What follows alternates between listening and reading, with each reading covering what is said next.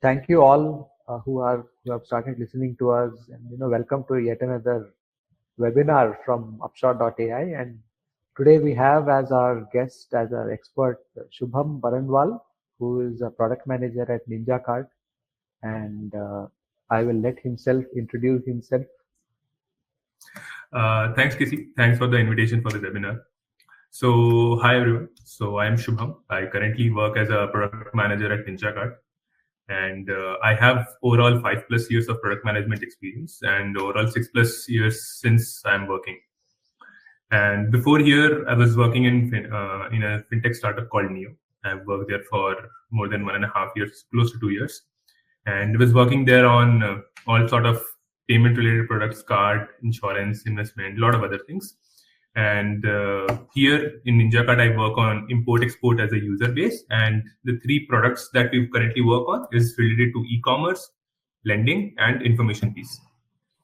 My previous company, Neo, which is fintech product, it was mostly B2C customers. But here, when it comes to NinjaCart, where the product name is Ninja Global, it's mostly B2B product where we help them meet their demands of global trade, and based on that, we charge some commission, and that's how we generate some revenue.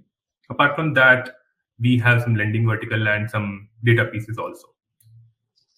And I think this is pretty much that's pretty much it, and it's a lot already. So many different industries and products. So I'm sure that you can share your insights today in our call. And so I am the host, Krishna Chaitanya Swarna. I also go by the acronym KC, which makes life a whole lot convenient for many people. Correct. Indians with tongue twister names and so on. So this is a series of webinars that we have been having for the last, I think, 2.5, 3 years now. And we've had many interesting speakers talk about many interesting topics. And today it's a very, very exciting topic, and a topic which is close to me as well as the whole unit of Upshot.ai, who is hosting and producing this webinar. And it's all related to user psychology and the influence it has on product success. So that's the title, the role of user psychology in product success, which is it's going to be a very interesting and a very juicy topic, a lot to unpack here. So we'll get started by just laying out the overall idea for why we picked this topic and why we believe that this is a very important topic. Mm-hmm. And I remember we discussed back and forth about what the topic should be about the webinar. Right. And I know you like this one among the alternatives, and partly because I think I will let you talk about why you like it. The reason why I liked it was because this goes to the heart of how to make a product successful in the hands of human beings. Mm-hmm. Right? I think it's easy to forget that we are designing for human beings at the end of the day, right? We learn to call them users so much, right? Somehow the whole idea of their being human and having their own ways of thinking about problems, having their own goals, it somehow goes into the background. Correct. So this conversation is an attempt to actually give it the importance that it actually deserves. And why don't you start off, Shubham, by telling us why you like this topic? Okay, so I think the closest, the reason why I think this user psychology as a product success is close to my heart is because it literally resembles to how these movie stars works, right? So when you see a movie star, right, you see 2 things. One, there is a person who aspires you to be someone, and the person whose work is very close to you. That makes us audience very close to movie audience. If you resemble similar kind of person or similar kind of behavior, work, or whatever a movie star or any star is doing to our products that we are building, then it can move in the same direction.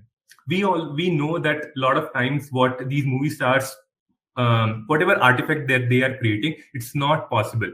It can be Avengers, it can be Harry Potter, it can be Star Wars, anything. It's not real. But still we watch them, we admire their work, and we become fan of them.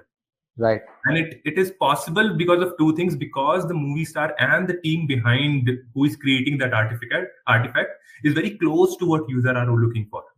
It can Right. be any sort of feeling, it can be any sort of emotion that the user are looking for. So it's not just that, it can be any aspirational item, which is, or fantasy in literal terms. It can be something very satisfying feeling, or something which is very closely connected to people. For that example can be The Pursuit of Happiness. That's a pure autobiography, but the story of that movie relates to so many people, which makes the movie star very close to the person. Right. That is only possible when the movie producing, this whole team have studied users so much, they have crafted their story in a way that it is appealing and it gives the correct message whatever they want to do. Right. And because of this hard work and this understanding of user, that they developed a product, a movie, or whatever that they call themselves, is something which makes people fond of them. Even the merchandise also, right? Yes, correct. So I think that is very quite example which I go by, that why user psychology is important, because you are seeing that in your real life as well. Yeah, I never expected this analogy, but it's very interesting if you think of it. That you're essentially looking at examples of resounding success. Right. Maybe not necessarily always from the field of software or from software or digital products, but you're taking inspiration from some outside industry, like the movie industry, and you're asking yourself, how are they able to achieve this kind of a crazy success? And it's impossible without caring about putting all that hard work about user psychology, right? Right. So, in fact, very close to that is how I look at product success, is through the lens of win-win. And what I mean by it is, if you want, as a product manager, as a product builder, if you want the product to succeed, you know automatically that the user also must succeed in whatever they want to do in their life. Correct. Right? So, for example, going back to your example of a hit movie, people are coming to the hall for various reasons. Some of them are like stated, I want to be entertained, I want to take my mind off the problems I have in life, etc. Correct. But I think there are also lots of unstated needs, right? Like, for example, I want to be thrilled. I'm not sure I want to be thrilled, but I don't mind being thrilled. Correct. I don't think we consciously walk into a movie thinking, oh yeah, I'm going to have this long list of 25 value items out of this movie. Probably we just go there for one or two, but then we walk out, taking home so many more things. Right? Some cool dialogues, some whatnot. So similarly, the whole idea of win-win appeals to me a lot, and I feel that it's a very good starting point to go deeper into this topic, because I do not know of any product which has become successful where the users did not achieve their success. Correct. Right? It's completely impossible. So that is, I think, the good link or foundation for why actually user psychology matters. So from this perspective, how do you feel that user psychology, what is a good starting point to think about user psychology when you think of this kind of a win-win? If I have to think about in a win-win terms, right? So if we have to implement some user psychology in our product, then we have to first understand what does it mean essentially, right? The word itself has two different parts. So we start with the first part, which is user, right? How do you define who is a user of your product, or in general for whom you are trying to build a product, right? Right. So it cannot be just a person with some demographic details, right? It cannot be a person who is of 24-year age, staying in Delhi, or you have a car or some sort of things, right? It needs a lot of other things which is related to core behavior of the user, or which is internal psyche of a user Right. or that person. For example, it can be what is their lifestyle look like. There can be similar people who are, let's say, for 30-year age, have a car, lives in Delhi, but two people can have different lifestyle. For example, one person is a PhD student and the other person is a tech entrepreneur. So both of the people will definitely have a different kind of lifestyle. They might have different motivation. They might have different ups and downs, pain points, and enjoyments of the life, right? Right. Basis of just these basic demographic detail, it's very hard to build product that eventually succeeded. Right. And when you are doing this, and when you expect them, those users to have some behavior towards your product also, then also it's important that how much time you are going to, how much time you expect users to give you. For example, how many times you want people to come on your app.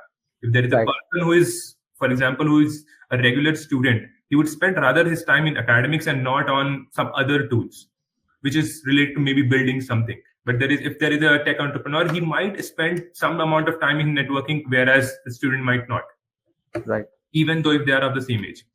So when you have to target some user, or when you have to understand a user psychology, then I think these three things would be a really good start to understand user, basic demographic, how do you identify a person on a number, basically, and then you go into the behavioral and internal psyche of a consumer. Then you start building things around it. Right. So I think this is the first step and a good start to go ahead. Right. So what I'm hearing is that we are getting into the topic of the persona, right? Instead of just a very high level profile of a user. It should graduate into a rich persona where you understand not just some basic idea about where they are from, how old they are, etc. I think that is probably already known to many companies. When they begin even the idea of building a product, I think it's reasonable to assume that they have that information at hand. But on the whole topic of building out this whole, as you said, the internal, the psyche, the rich mind, the imagination, the constraints, the preferences, even the kind of goal and motivation with which they come to your product, I think is going to be very different from person to person. Correct. Somebody opening an app, let's say, a fintech app, as an example, somebody opening an app, and they're always in a hurry. For them, this app comes to their mind only when they need to, let's say, make some transfer, right? So all they want is very quick navigation, very smooth way of remembering some list of payees, just click, and it should be over, right? Right. Because their role which they have assigned to the app is just come, do my job and leave, right? Correct. Whereas some other people, let's say there is a person who needs to collect money from multiple people. Let's say there was a team dinner and then they've paid the bill. Now everybody else needs to kind of pay back to them. Correct. Now they are going to approach the app with a little more, little different point of view, right? Correct. They're like, how many people have already paid? How many are pending? How much money did I already collect? Did I get the full amount or not, right? So there is always going to be a different context and how each person reacts to that context. Correct. I think I would like to share an example on this money collection part. Right. So in my previous company, I was doing this regular user call and was trying to understand. So at the time I was working on some insurance products. So at the time I called people randomly who has shown interest and didn't bought it. And I called the customer and started having word with them. What do you do? And what your payment? What is your understanding of the product? What made you interested? And some standard questions. So those questions went really well. Because I wanted them in that kind of a structure. Then came a moment where I wanted some feedback from that person. That person gave multiple feedback about other features, notification, and a lot of other things. one request that he made, which was very surprising to the kind of customers that he was. So the customer that we were targeting at the time was blue collar workers. Okay. Blue collar workers are gig workers working in factory, some non-white collar or some non-digital savvy product. Right? We don't expect them to be very much digitally understandable. So that's okay. That we have that kind of user. We were selling them products and it was going really well. So when I asked that customer for feedback, he said that he needs Swift code. Okay, that's surprising. Exactly, right? So, I mean, similar expression. And for people, those who don't know what Swift code is, I think the basic understanding of the Swift code can be that it is used to make foreign transaction. To send or to receive, you need some Swift code where you can receive or send money. So that was very surprising. Okay, so that is something obviously we cannot deliver because that's not how we have built the product, and that was nowhere close to the roadmap that we have. Mm-hmm. But I asked, why do you need Swift code? Because my understanding of the customer was that he's somewhere working as a gig worker, delivery guy in a factory, security or something of that sort. So it was not untrue. That person is a gig worker and he's a talent acquisition person of a gig worker industry. Right. But the reason why he was looking for the Swift code because he works as a part-time QA of a browser based in US. Oh, okay. And for whatever hours that he has left, he works for that company and he gets paid on an hourly basis. Oh. So for now, he collects his money in his regular bank. But the problem is that his main source of income used to come in our bank account. Okay. What he wanted that all of his income should be collected in one account and he don't have to manage two different places. Mm-hmm. So that was a very shocking reveal for us that the people, those who we understood that are global, are gig workers, gig workers, blue collar workers, and we have a very set persona for those guys.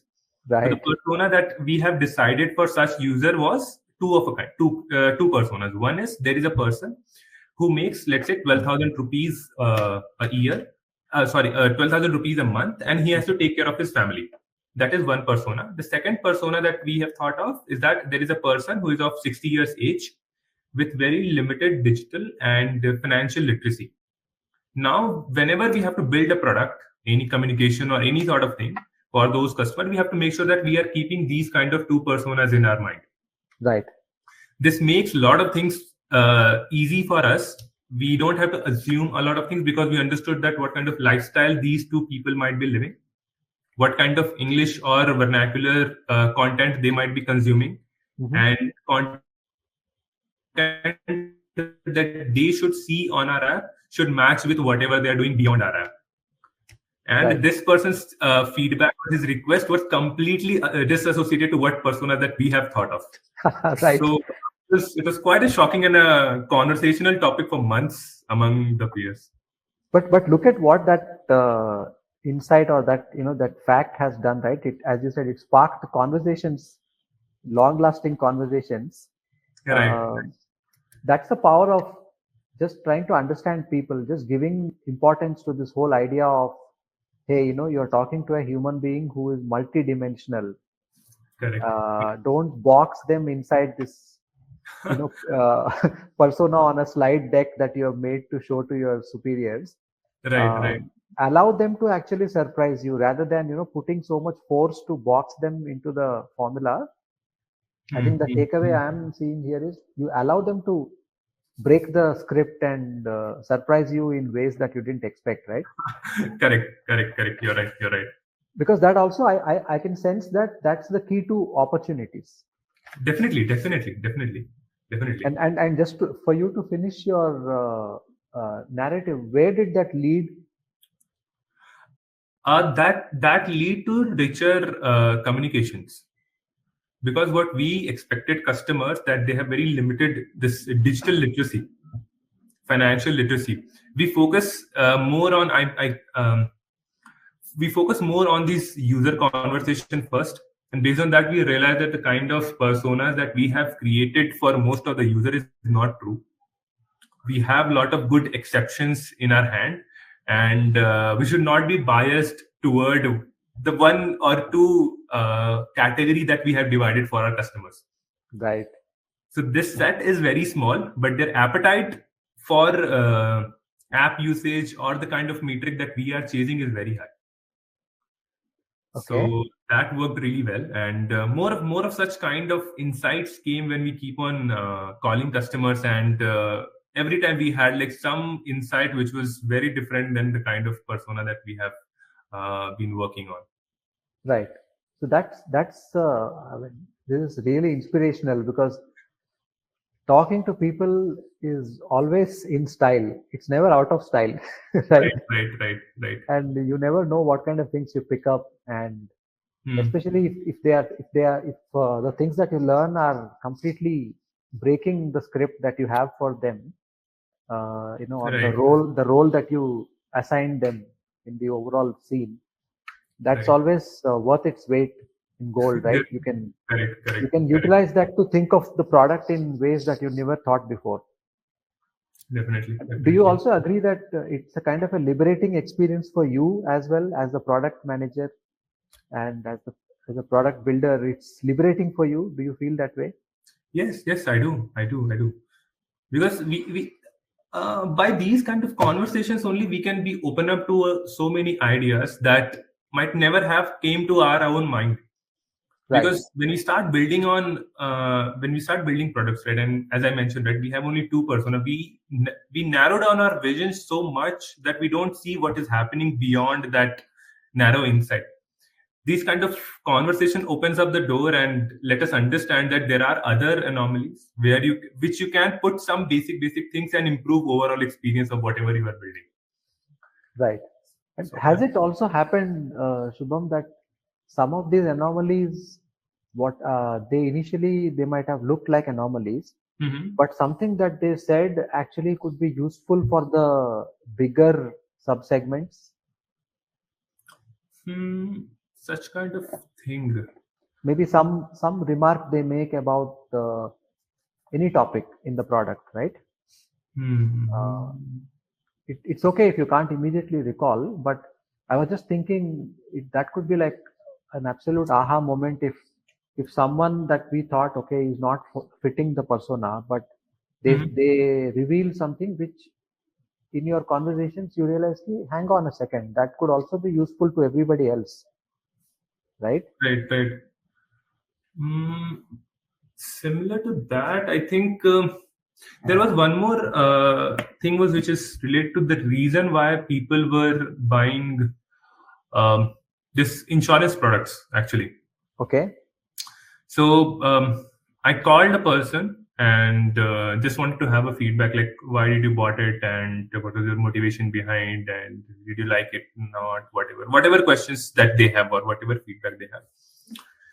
So they gave a very interesting story at the time. They said that person said that a couple of months back. So let's say the insurance coverage was 100 rupees, right? And that was the total premium. And the person, when I called them, they said a couple of months back, his brother had an accident. Okay. And the overall treatment needed that particular X amount. Now his brother did not have that much money. He used whatever saving that he had, and then he asked him, my user, for some help, and he contributed some money to it. Now both of these people, the brother who got accident and the brother who is my consumer, both have collected that X amount, and based on that money, his brother got well and discharged from the hospital. Okay. Now when we were nudging these customers, and when that person saw that insurance amount, that coverage amount, that literally triggers him that this is the exact amount which my brother needed, and because of this amount he has to utilize most of his saving so much that he has to ask my help. Right. Now if something happens in my life, then if I don't have that much money, then I have to repeat the same behavior what my brother has done. Right. But all of this worry can be resolved if I pay, let's say, 0.1% of X. So that triggered him, that particular amount triggered that person that you can save this much spend on your medical expenses by paying very small amount, let's say 100, 200 rupees. So like for a small increase in a premium, you get a larger coverage. No. So the coverage was X rupees only. Let's say 1 lakh rupees, and his brother needed a lakh rupees for his treatment. Right. Now, when we sent him notification and other ways to tell people that there is a product which gives you a coverage of, let's say, 1 lakh rupees, then that announcement of 1 lakh rupees on sum assured amount triggered him that memory. Understood. When my brother had an accident, he needed 1 lakh rupees, and we means me and my brother had to spend that much money. Right. But if something happens in the future to me or someone in my family, then if I want to avoid that, I can pay maybe, let's say, 200, 300 rupees. That's a lot better than 1 lakh rupees. Understood. That So motivated me to buy that. so he used an experience in his own life to feel convinced of the need for insurance. Correct. Great. That I mean, it's always surprising what you learn when you speak with people, right? Definitely. So this is one area of user psychology. I also wanted to explore another area of it, which is in terms of something more general and something more human, not so specific to the background or to the personality of these users, because that, I think, whatever is unique in people, that goes into the heading of persona, right? Yeah. But I believe there are some general best practices which come from the world of behavioral psychology, etc., which are applicable to all users. Definitely. For instance, thinking about design, people are particularly good at this, right? They know intuitively, plus by their training, what is good design and what is not good design. And I think they have a lot to, in fact, teach all other adjacent professions like product management and all, because they come from that grounding of this is generally considered helpful or this is generally considered unhelpful. Right. So which goes beyond the whole idea of like persona, right? Correct.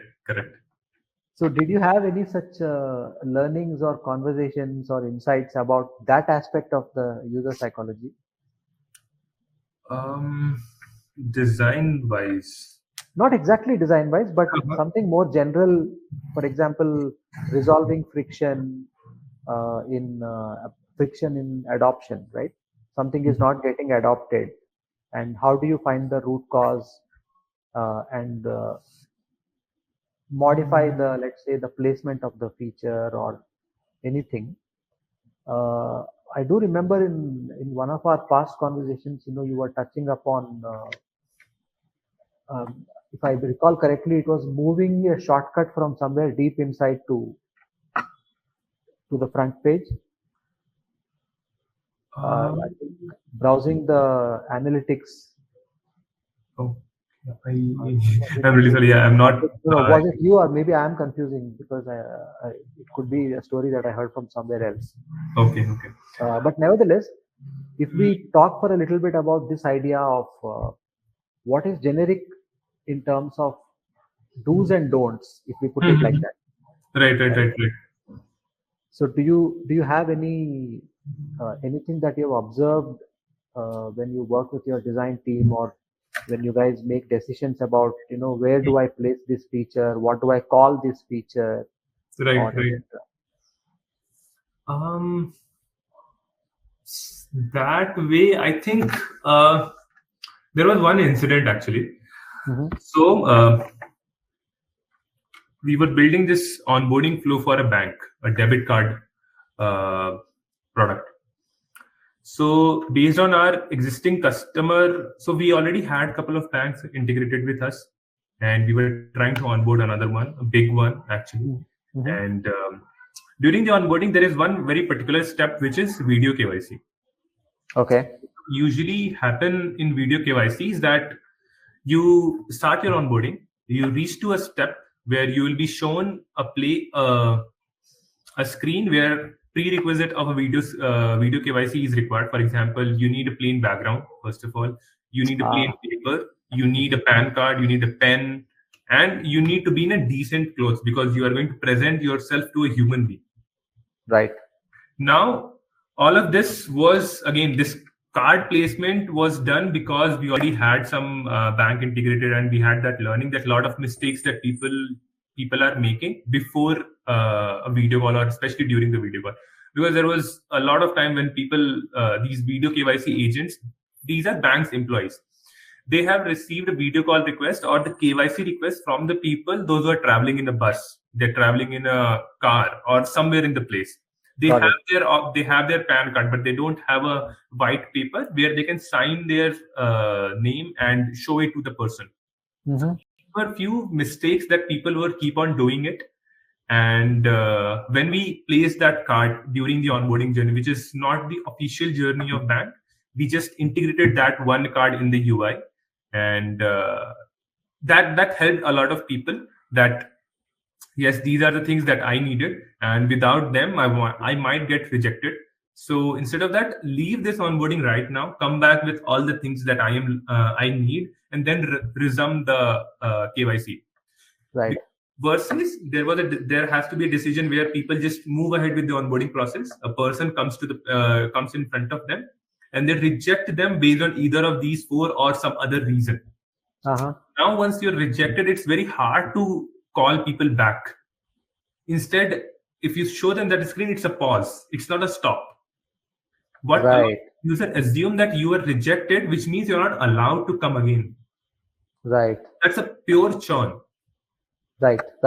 But if you give them a screen, which is a pause, a comma, not a full stop, then there is a good chance that they might come back. And this, in the end, the conversion rate will definitely improve. I love that. I love the way you put it, as it's a pause and it's a comma. It's not a full stop. So just recognizing that they might already be worried in their head, or they already might be having a fear that this is going to not end in a good way. Correct. And maybe I'll have to spend more time, or maybe there is no possibility with this organization anymore. So what you're saying is there is no need for you to feel that way. Correct. And this is the reason why. You just go arrange for what you need, come back when you have everything at your hand, and this will go smoothly. Correct. Because when person goes directly into onboarding process, right, it very much resembles to what a physical KYC looks like. You enter a bank, you go to a counter number 1. That person asks you to fill a form. Then second person asks you for one document. The third person asks you for second document. Then you might not have that much documents, because when you were on the first counter, no one told you that you need those many things. Exactly. And when you are rejected at the point, you are super frustrated. Correct. The conversion rate is still pretty much good in a physical process, because you have put so much effort to travel, walk in the sun, go to a bank physically, taken out some time. So you want that work to be done. But yes, that behavior cannot be replicated in a digital world where you have like so many options and you are doing everything when you're just sitting on your chair. That's another very important thing, right? That things that go wrong in the digital world, people are more unforgiving. Correct. And more impatient, and they have higher demands, higher expectations. Correct. So correct. I think these are all just what we call in the language of human interactions, these are like good manners, telling them this is what you need, don't worry, etc. Just trying to be like a friend, right? Correct. Great. And do you have any particular thing in mind to speak about, Shubham? Or I have one or two other points, but I first wanted to check if you wanted to, like, when you prepared for this webinar, did you have certain things to talk about? Nothing very specific, actually. Okay. Nothing very specific. I mean, whatever structure that is something that we decided. Yeah. I just thought through that. Great. So then let's move on to the idea of building emotional connection. I am deliberately not going towards the aspect of product success, which is purely functional, Okay. because that is something we have to give to the users anyway, right? Right, right, right, There is no negotiation there. right. If it is a payment app, it must work. Yes. So that is pure engineering. So let's not go there. It's pure Mm-hmm. functional, pure engineering, pure performance criteria, right? Right, right. But how do you build an emotional connection, um, especially by leveraging the knowledge that you have about your users? This whole idea of, okay, these are my people, these are the people out there, the people Mm-hmm. with whom I had phone calls, and they told me all these stories, and I now know that they are not just IDs on my screen, but they're actually people. People, yes. Um, I think for this kind of a personal connection with a user, I think it requires. So I've heard this four-level hierarchy whenever you are building something, especially in digital sense. The first level is functional, as you clearly mentioned. The second Uh-huh. level is reliability. Third is usability, and the fourth part, final, is pleasure. How it can be explained is, for example, I want to make a payment. It should be succeeded. Yes, It is functional. That is the basic bare minimum requirement of a payment app. absolutely. Now, what reliability gives you is that I'm making payment 100 times. It should work 100 times. Yes, That makes it reliable. Now, the third part is usable. Usability is that it should be easy to use. How it can be given is, whenever I have to make a fund transfer, I don't have to enter the IFSC and bank account number every time. You save it somewhere so that if I have to make a frequent payment to this person, I don't have to put that much effort every time. right. That makes that overall feature useful. Mhm. Now, what is pleasurable is UPI. That's great. So I think these are the four level where you can gradually gain trust of a consumer, or in any sense in any human relationship, because Mhm. the moment you start assuming user as a digital entity, you lose a lot of things, because behind the screen you are forgetting that that person is a human. Right. The way you build a trust with a human, if you try to replicate some part of it to a digital human, which is your user, then I think it will be very much possible to create that kind of an emotional connect with them. Hey, that's a nice thing that you just said. Digital human. I don't know Right. if you planned to say it or it just came out, it but just, it just came actually. it's actually true, isn't it? They are Hmm. digital, of course, but they're a human at the end of the day, right? So Right, maybe right. I don't know. We should just somehow get all product people to agree on this terminology, and remove user and say digital human. Correct, I correct, don't know how that would go, but that sounds fun. Actually, it sounds much more revealing and much more closer to the truth. correct, correct, correct, Closer correct. to the truth.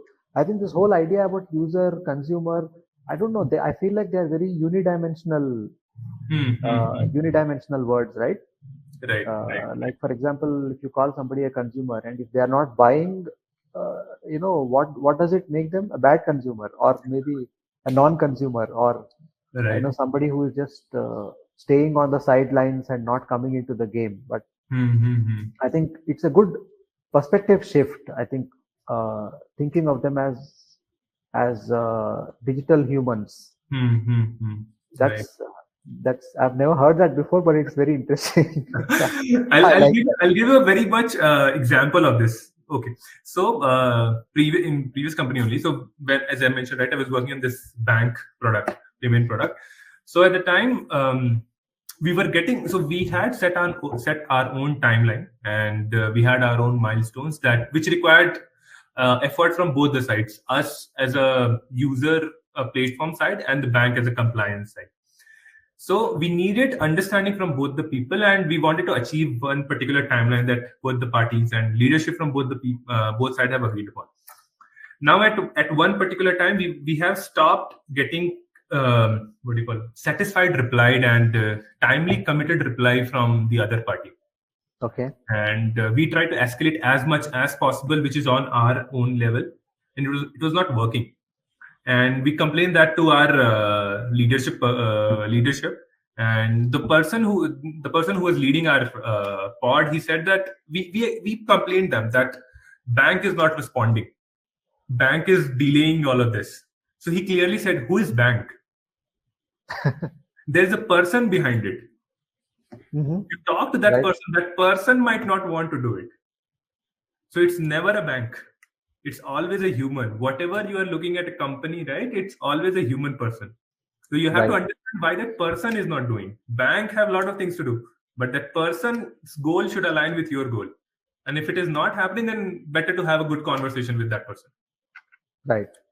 And we never complained that bank is delaying things, that person is delaying things. Now we instead of solving bank's problem, we have to solve one person's problem. So it's the problem itself narrows it down. Yeah. True. I mean, earlier that would become too big a problem. Correct. Right? I mean, tackling a bank is always a very big thing, but having a conversation with a person is simpler. You're right. Because you don't give them a larger than life persona. You understand that they are also a person who is working in his company. I'm also a person who is working in my company. We have a common goal, and there is some misunderstanding. Right? So the Right. problem moves from an institution to a personal level, and it's pretty much human now. Right. Great. Okay. So I wanted to shift a little bit towards. Do you have any particular guidelines that you think in terms of how you approach finding friction points in, let's say a funnel or a flow?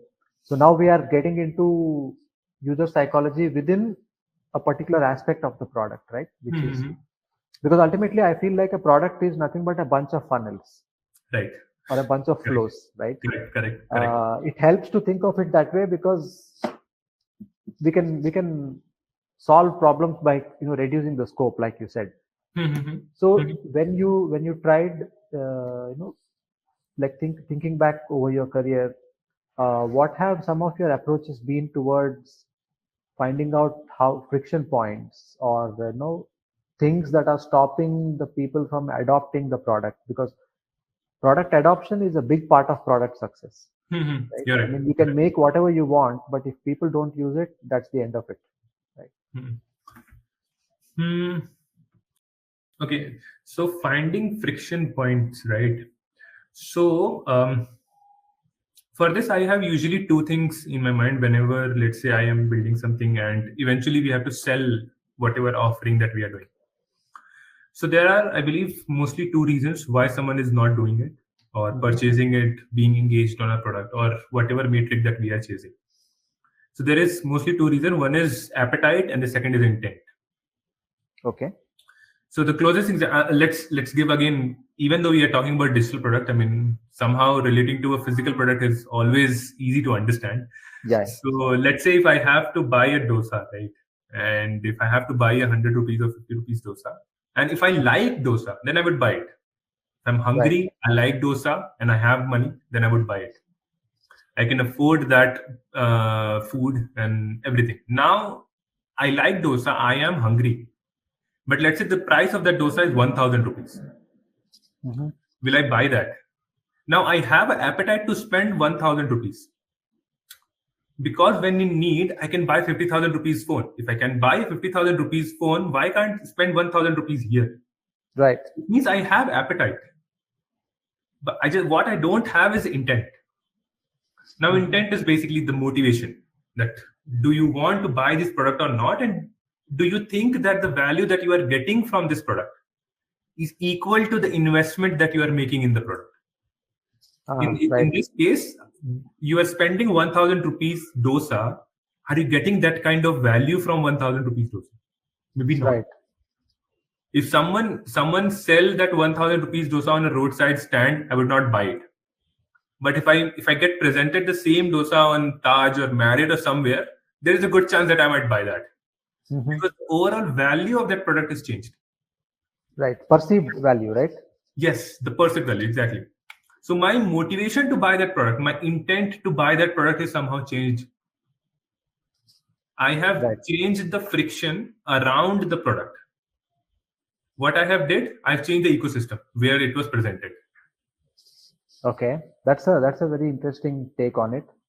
So, for example, another example is whenever you're booking a ticket on IRCTC, there is a default tick of 35 paisa for an insurance product. Whenever you are buying a ticket, you automatically get that 35 paisa.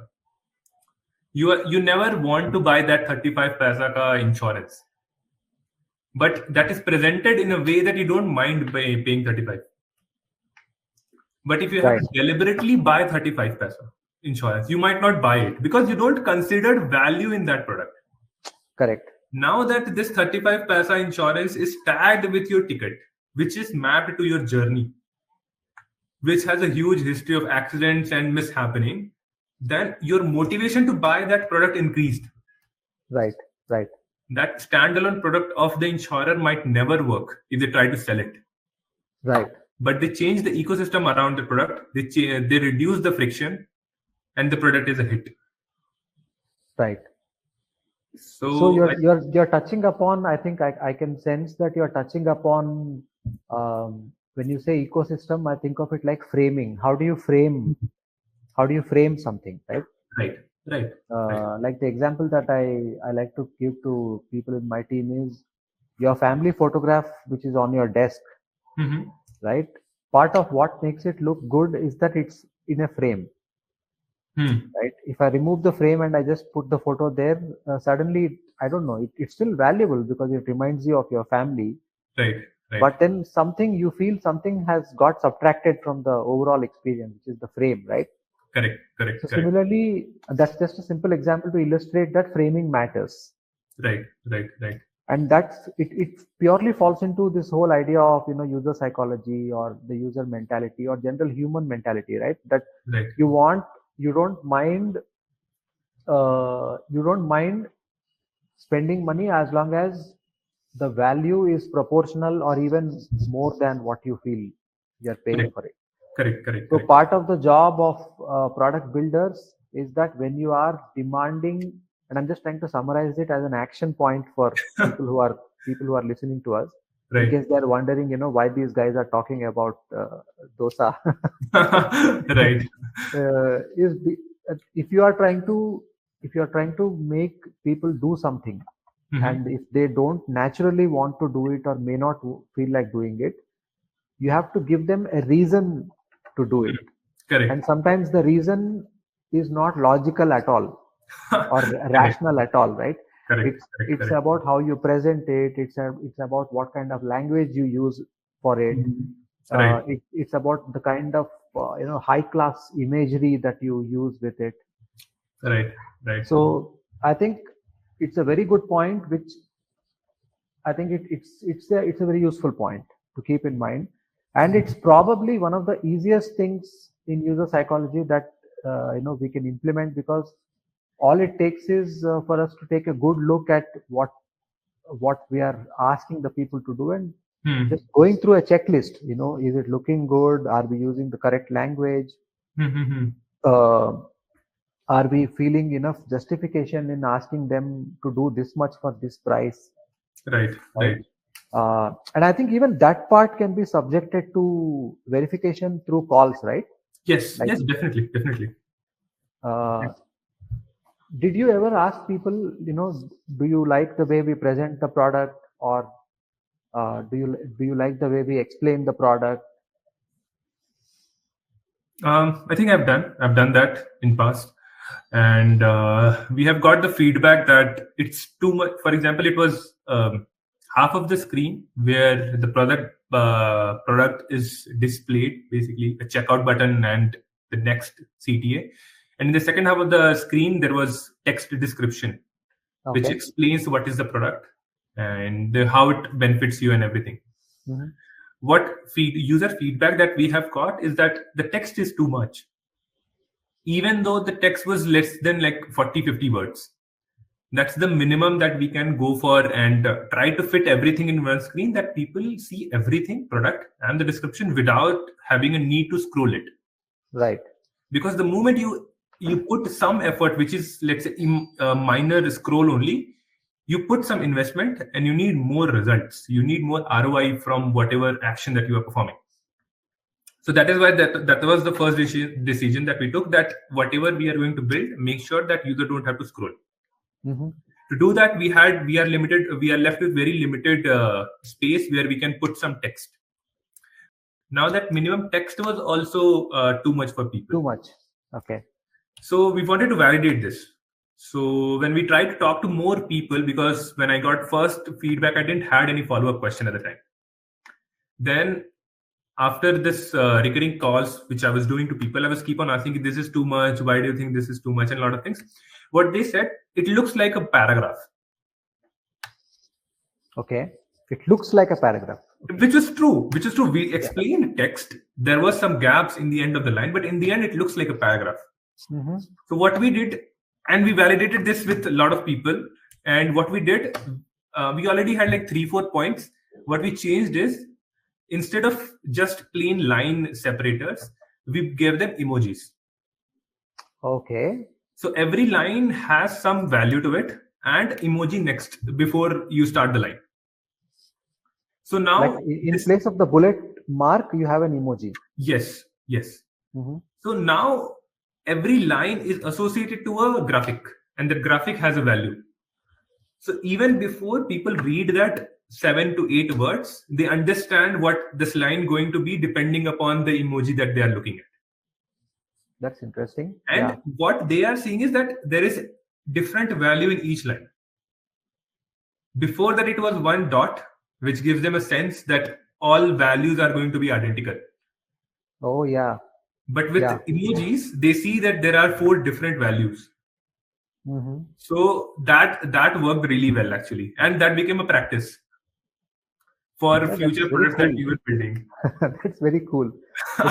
It's a classic illustration of how you use, people's way of looking at things, which is why, I don't want anyone who's listening to this to get all scared. Like, psychology is such a big word, and I don't know much. I never took a college course on psychology. Like, that's not what this conversation is about. It's about, do you understand where people are coming from, and do you understand what you could do? A very small tweak, maybe, like in your case. I like that, just replace that bullet point with an emoji and make them look different so that they understand that these are not all identical.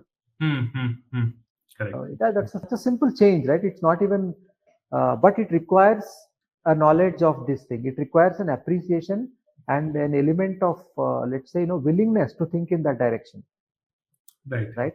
As somebody who doesn't have that willingness might have come up with a very different solution. Definitely. Yeah, they might have tried creating like small labels out of those things and shown like labels, or completely, like, maybe just find one single word, highlighting some words. Like, somebody like me would typically end up making a word bold or something. I would not have thought of this way of playing around with emojis. So yeah, that shows that there are small things that you can do as a product builder, and it might suddenly make some burden light. Correct. And I think the value also I see here is that you couldn't have avoided the explanation of the product. Like, you can't avoid it, right? They need to know about the product. It's important for them to know. Right. But the problem was, while it was mandatory, it was considered difficult, and you found a way to still keep it mandatory, but and but still easy to understand, at least. Still easy to understand, and at least not miss the point in some hurry and frustration. Right. Yeah, that's a very good. Now, I believe this is something generic. In fact, a few minutes ago, I asked you, is there a generic example which is not specific for personas? Right? Now, this would be one of those things where anyone who is using smartphones these days, emoji is like the most common thing. Correct. Yeah. And now this emoji also did one more thing, is it deliberately added a friction. Because without the friction, they have to read just the text, and they have to interpret nothing else but whatever is written there. But now with added emoji, they have to understand what does the emoji mean. How does this relate to some random words which is written? So now they have already invested some time. So there is a good chance they might read the text also. Correct. And yeah, right. Of course, it caught their attention, and then they will say, okay, fine, we'll just continue with this. Correct. Yes. Right. Very nice example that you've shared, Shubham. Okay, we are coming to the end of our time. Okay. And I just want to see if we have any questions.